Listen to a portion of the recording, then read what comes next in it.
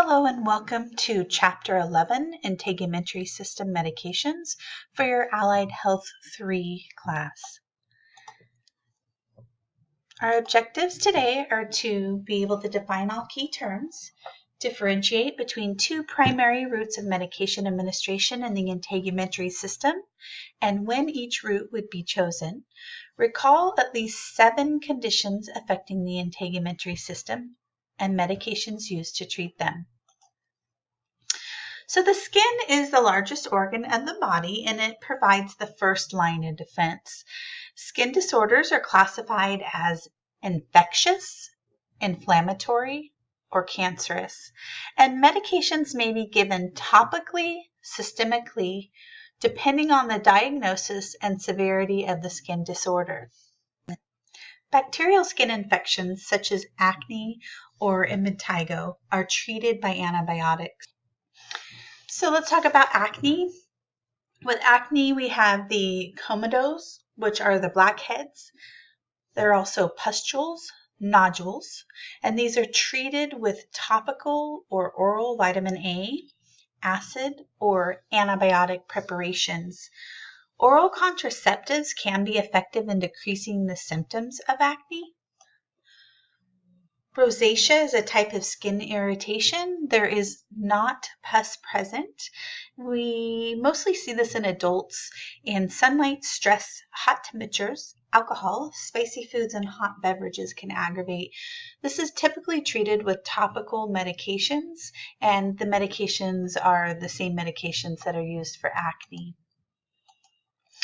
Impetigo is another disorder.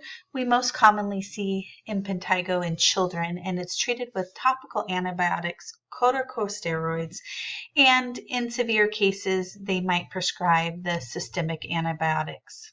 Now let's talk about a fun topic, parasitic skin infections. So parasitic skin infections such as lice and scabies are treated by pediculicides and scabicides, and pediculicides are actually neurotoxins.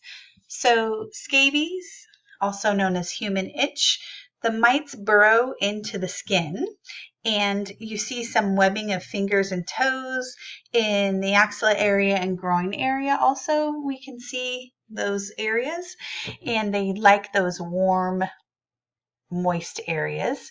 This is treated topically. Lice is a parasitic infestation of the hair or body. Lice do feed on blood, and again, lice are treated with pediculicides, and this is topically. So the lice eggs are also known as nits. Now let's move on to viruses.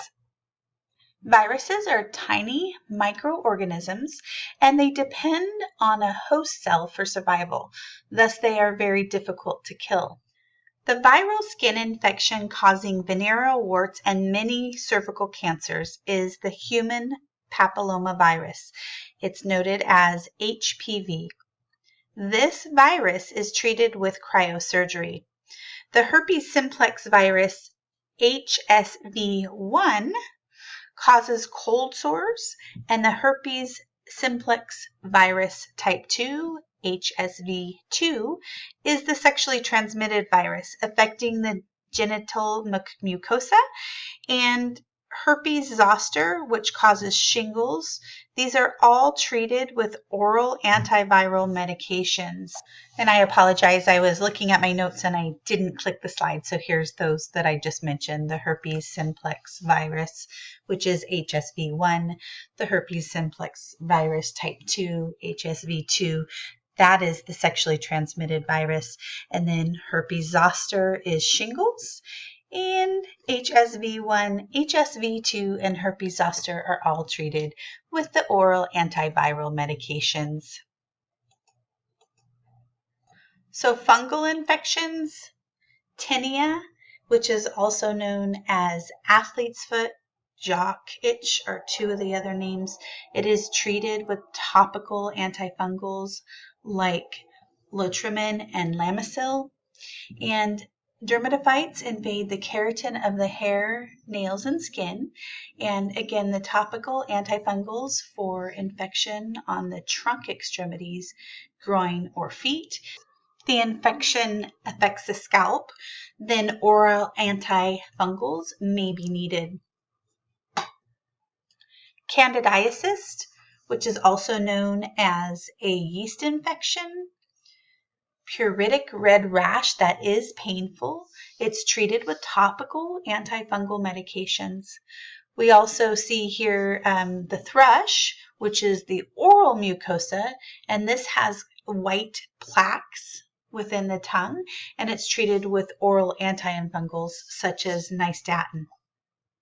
And that would be oral antifungals such as nystatin. Sometimes I stumble over my words when I'm doing the lectures. I apologize. So an inflammatory condition that would affect the integumentary system is burns. The manner in which burns are treated depends on the severity of the burn, and to decrease the pain, first-degree burns may be treated with medications that contain anesthetics, so therefore it can numb the nerve endings. Second-degree burns are treated with topical antibiotics to prevent infection. And it talks about what the difference is here. So first degree, skin red and painful to the touch.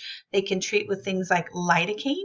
Second degree, there are blisters over the burn and they are yellow in appearance, and topical antibiotics. And then they always cover this with a sterile dressing to protect. So third-degree burns, which are the most severe and affect all layers of the skin. Let me say that again. They are the most severe and they affect all layers of the skin. And with these, they do require IV fluids to prevent dehydration and a topical medication to help remove the dead tissue. And they also want to absorb from the burn. Absorb any of that extra pus and fluid, as well as they want to stimulate and they want healthy growing of the new tissue. If the burn is around the face, oxygen may be required. Okay, so again, if the burn is around that face area, the patient may also require oxygen.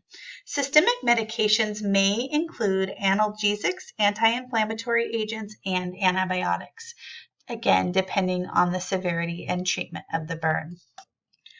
Another inflammatory condition of the integumentary system would be atopic dermatitis, eczema. This is an allergic disorder and it causes cutaneous inflammation. So the skin becomes extremely dry. There's itchy patches of skin that is very uncomfortable to the patient.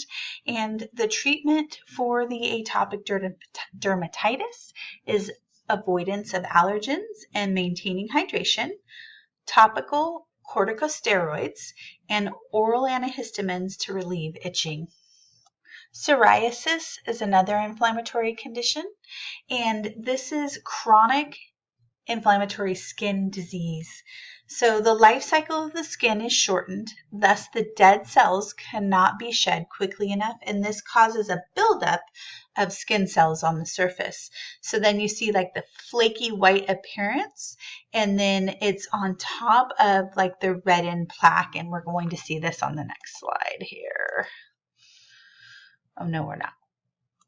Yes, we are. Sorry. Here we go.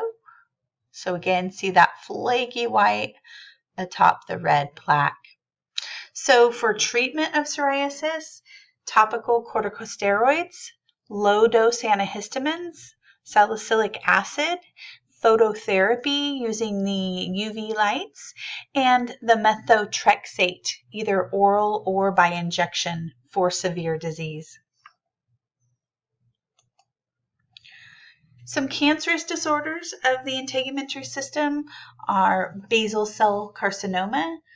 This is the most common, and it rarely metastasizes, so that's good. The treatment is surgery, and the way they do this is they actually take liquid nitrogen, spray it onto the skin, and then that burns it off, basically. They can also use topical preparations. So some warning signs. So if a nevus, the mole, changes color, grows, or its borders become irregular, and there's a good prognosis with early detection. That's why it's so important to not only for you, but for your family, your partner, to make sure that you do a regular skin check and make sure that you have somebody kind of looking over from head to toe. And it's important. I did work in derm for a while, and even in places such as dark places between the toe and foot are common places for all types of cancer that get missed and then can become dangerous. Here's an example of squamous cell carcinoma. So we were talking about basal cell carcinoma on the previous slide. Now we're talking about squamous cell carcinoma. This is malignant keratinocytes. It can metastasize, and the treatment is surgical removal and radiation therapy is possible, and it depends on the severity and the site of the squamous cell carcinoma. Now we're looking at malignant melanoma. This is an unpredictable cancer. So see the difference here in kind of the shape, and you can see the lighter area, and then you see very, very dark circles without border. So it is an unpredictable cancer. It spreads through the lymphatic system and the blood. So you can see how that then is very dangerous and needs to be diagnosed and treated quickly.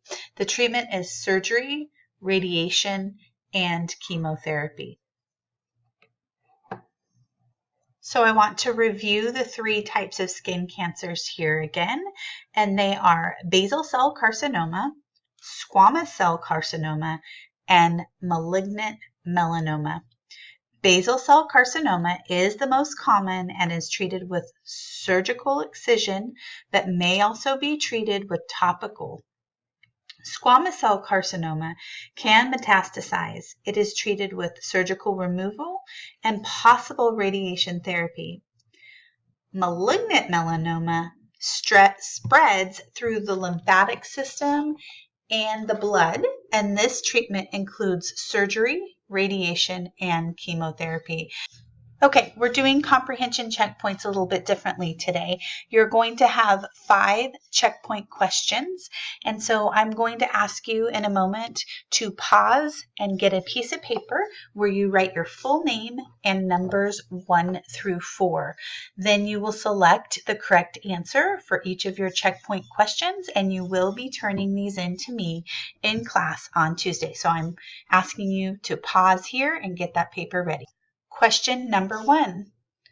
Rosacea is which type of skin disorder? Please select the correct letter. Question 2. Thrush is which type of skin disorder? Please select the correct letter. Question 3.